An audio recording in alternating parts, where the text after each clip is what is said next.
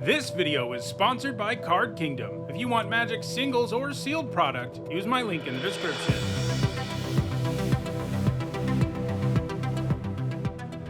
In Magic the Gathering, Retrace is a keyword ability that was originally introduced in 2008's Eventide. If a card with Retrace is in your graveyard, you can cast it from your graveyard by paying its cost and discarding a land from your hand. So, unlike the similar and more widely used flashback, you do have to give something up in hand to cast it again, but Retrace does have one big advantage over flashback and most other mechanics and effects that let you cast spells from your graveyard, because cards with Retrace don't get exiled when you cast them. In other words, you can cast a card like Savage Conception every single turn, provided you have a land to discard and the mana to pay for the spell. Retrace cards being entirely repeatable is a big part of what makes them so powerful. And indeed, the mechanic has performed quite well. Of the 20 cards that have or grant Retrace, 14 of them have at least one top 8 at a major Magic event. And in this video, we'll look at the 10 that have left the biggest impact on competitive Magic the Gathering. Before we do that though, let me tell you about this video's special sponsor, Into the AM,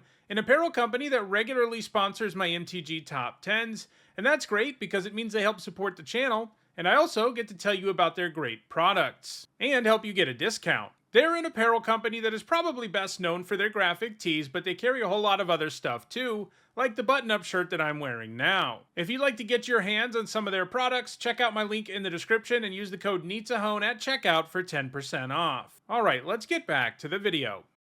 Here's a quick reminder on how I rank cards in these videos. A first tier top 8 is worth 2 points. This includes events like Pro Tours. And a second tier top 8 is worth 1 point. This includes events like Regional Championships.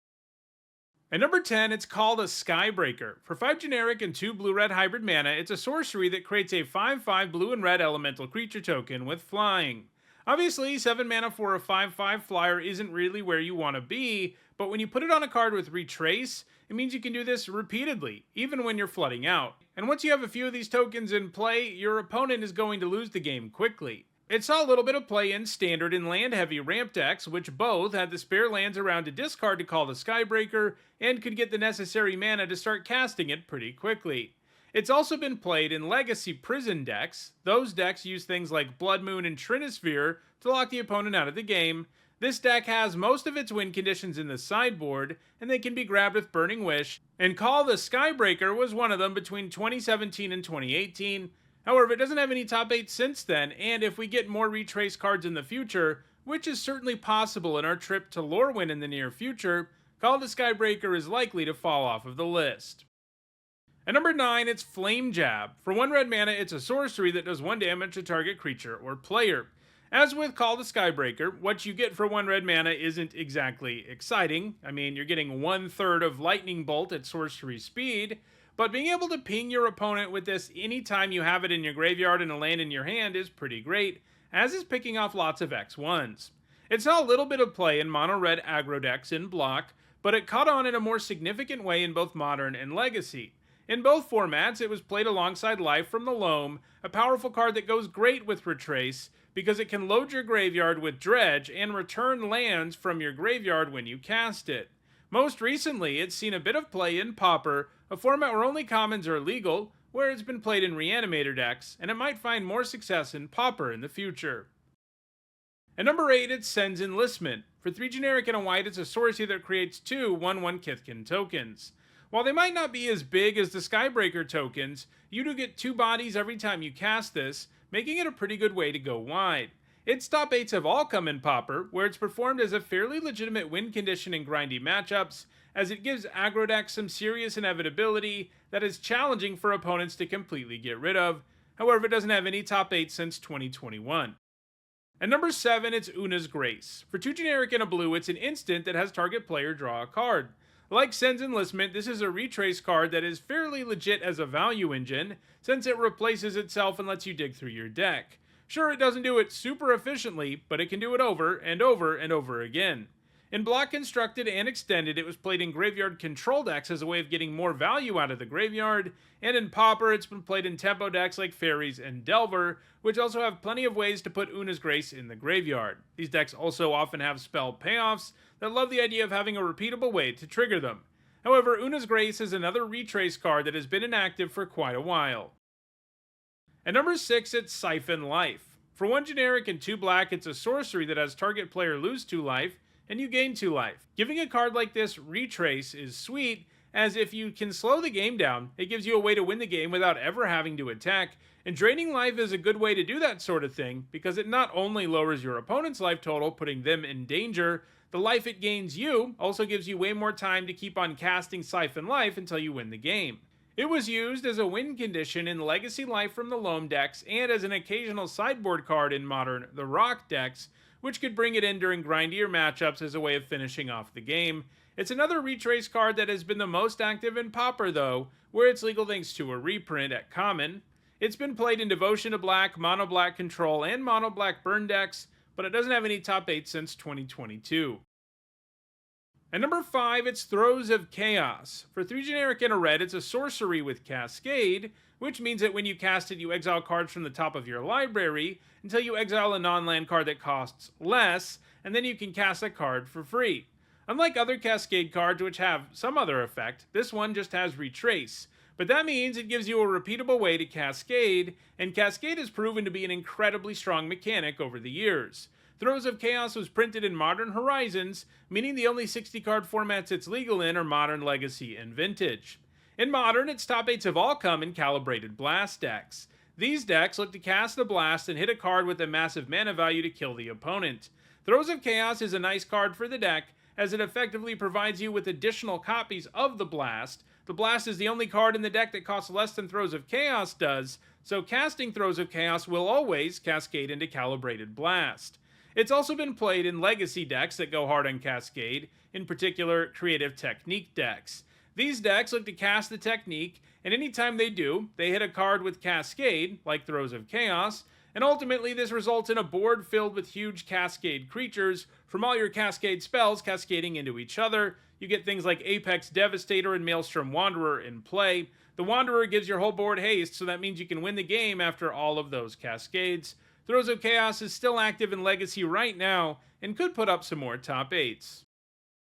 At number 4, it's Worm Harvest. For 2 generic and 3 black-green hybrid mana, it's a sorcery that makes a 1/1 black and green worm creature token for each land in your graveyard. So this Retrace card goes really well with the mechanic, since you're already incentivized to throw lands in your graveyard, and that means every time you cast this, you get at least 1 more worm than you did the time before, and if you're just really great at milling yourself in the first place, the harvest and lots of lands will just end up in your graveyard, and then you can cast it to populate the board with a ton of 1/1s. This card is especially great in Life from the Loam decks, which have plenty of incentives to throw lands into the graveyard to begin with, and all of the Harvest's top 8s, which span across Extended, Modern, and Legacy, have come alongside that land-loving Dredge sorcery. However, Worm Harvest doesn't have any top 8 since 2019. At number 3, it's Six. The newest card on the list. It's 2 generic and a green for a 2/4 with reach, and when it attacks you mill 3 cards and you can put a land from among them into your hand, and as long as it's your turn, your non-land permanent cards in your graveyard have Retrace. All of that makes Six synergize really well with itself, since it helps mill your library while stocking your hand with lands that can allow you to take advantage of the Retrace it grants to the non-land permanents you probably just milled. It's from Modern Horizons 3, so it's never been legal in formats like Standard or Pioneer, but it quickly found a home in Modern upon being printed, where it's featured in Primeval Titan decks. These decks look to abuse powerful lands in a variety of different ways, and Six helps you find those lands, while even letting you retrace Primeval Titan itself. Most current incarnations of Primeval Titan decks also use Aftermath Analyst, who is great at getting you back all the lands that Six and other effects mill, while also stocking the graveyard with plenty of fuel. It's also seen a bit of play in Legacy Lands, which is yet another deck that leans hard on Life from the Loam. Six is still putting up top 8s and has a very good chance to pass the number 2 card on this list. For now though, that card is Raven's Crime. For 1 black mana, it's a sorcery that makes target player discard a card. There isn't really a more efficient way to make your opponent discard cards repeatedly. Another common running mate of Life from the Loam in multiple formats, it's also seen lots of play in resource denial decks. For example, in Modern, it's one of the powerful discard spells that helps enable the Rack decks, which specialize in making the opponent discard cards, and using the Rack and cards like it to punish the opponent for not having very many cards in hand. This combination of pressure and disruption can be difficult for many decks to beat. In Legacy, it's been played in smallpox decks, which run cards like the Pox and other discard effects to keep the opponent from ever being in a position to defend themselves, and obviously if you can discard your Raven's Crime to smallpox, you aren't really losing the card. It's also seen some play in Pauper Golgari control decks, and it's still active in Pauper right now, but it does seem unlikely that it can hold off 6 for much longer. And at number 1, it's Wrenn and Six. This one was probably fairly obvious, as this is a well-known and incredibly powerful card. It's a red and a green for a Planeswalker that starts with 3 loyalty. It has a +1 that returns a land from your graveyard to your hand, a -1 that pings something, and a -7 that gives you an emblem that gives all of your instants and sorceries in your graveyard Retrace. Obviously enough, Wrenn's ability to give you back lands goes really well with the ability to give cards in your graveyard Retrace. Wrenn and Six is from Modern Horizons, limiting the formats it's legal in, but it's been plenty strong enough to see play everywhere that it is legal. While Wrenn and Six's +1 and -1 might seem like kind of small effects, they actually have the potential to warp entire formats. The +1 goes great with lands that destroy other lands, as it gives you the ability to up the loyalty while annihilating your opponent's mana base, and if you're blowing up their lands with Strip Mine or Wasteland every turn, the loyalty has a good shot at getting high enough to use the ultimate. Meanwhile, the -1 can make it so that it's very difficult to play X1s in a format, because Wrenn can destroy them so easily. And in Legacy, the +1 and -1 together could easily turn Wrenn and Six into a land destruction engine that punished any deck playing X1s, and that was too powerful for the format, resulting in it eventually getting banned there. Wrenn and Six is still legal in Modern and Vintage though, where it's less busted, because Modern doesn't really have any good lands that destroy other lands, and Vintage is a powerful enough format that it can keep up with Wrenn and Six's nonsense.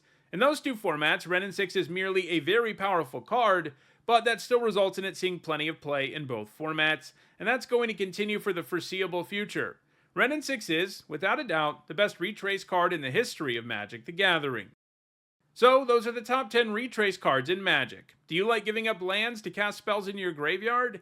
If so, check out the description where you can find a direct Card Kingdom link for each card that appeared in the video. If you want to make sure you catch future videos, don't forget to subscribe. And if you want to catch up on past videos, including many more that look at mechanics and keyword abilities, you should see a playlist on your screen shortly. Thanks for watching.